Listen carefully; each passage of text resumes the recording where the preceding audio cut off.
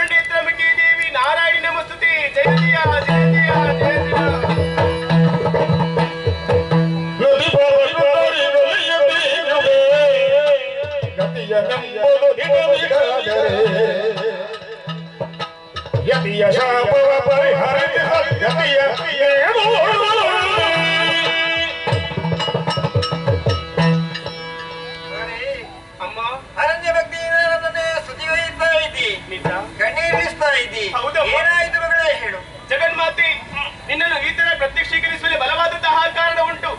ಜಾಬಾಲಿ ಮುನಿಯ ಶಾಪದಿಂದಾಗಿ ನಾನು ನೊಂದಿದ್ದೇನೆ. ಈ ಶಾಪಕ್ಕೆ ಪರಿಹಾರ ದಾರಿಯನ್ನು ನಿನ್ನೆ ಸೂಚಿಸಬೇಕಮ್ಮ.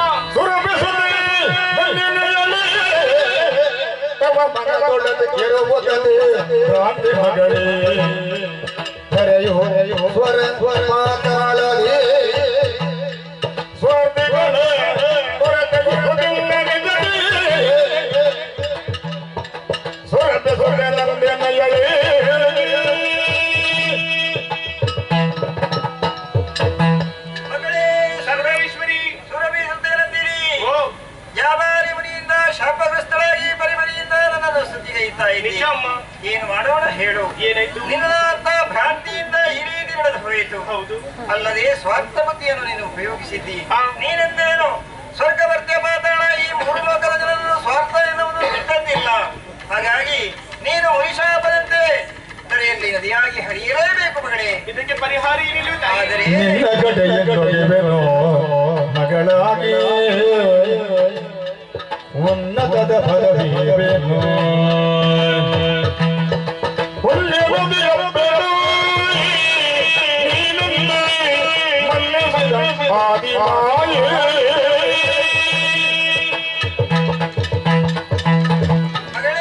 ಜಗನ್ಮಾತೆ ನೀನು ದರೆಯಲ್ಲಿ ನದಿಯಾಗಿ ಹರಿಯಲೇಬೇಕು. ಇದು ಮುನಿಯ ಶಾಪ ಅಲ್ಲ, ಮುಂದೆ ನಿನಗೆ ವರವಾಗಿ ಪರಿಣಮಿಸಲಿದೆ. ನೀನು ನದಿಯಾಗಿ ಹರಿಯುವಂತಹ ಸಂದರ್ಭದಲ್ಲಿ ನಾನು ನಿನ್ನ ಕಟಿ ಪ್ರದೇಶದಲ್ಲಿ ನನಗೆ ಮಗಳಾಗಿ ಜನಿಸಲಿದ್ದೇನೆ. ಹೌದಪ್ಪ, ಹೋಗು ಮಳೆ. ಪುಣ್ಯ ನದಿಯಾಗಿ ಹರಿಯುತ್ತಾ ಹೋಗು, ನಿನಗೆ ಶುಭವಾಗಲಿ.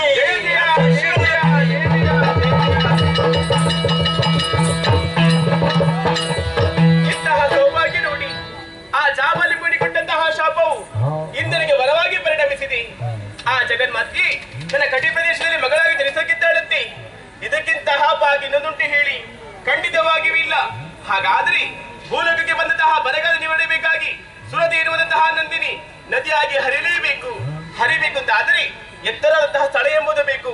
ಕಾಣದಿದೆ ಕನಕಾಗಿರಿ ಏರಿಕೊಳ್ಳುತ್ತೇನಂತೆ.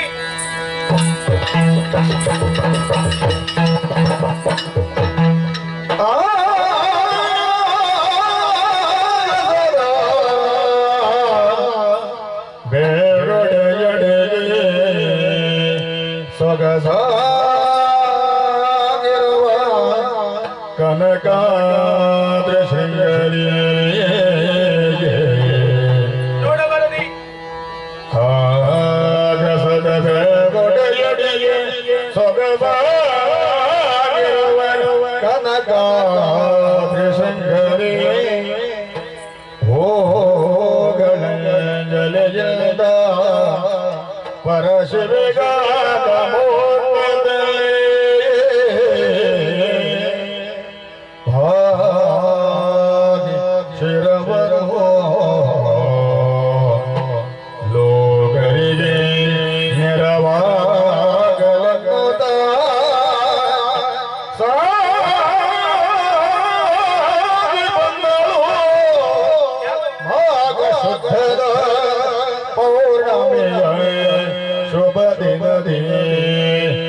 ನದೆಯ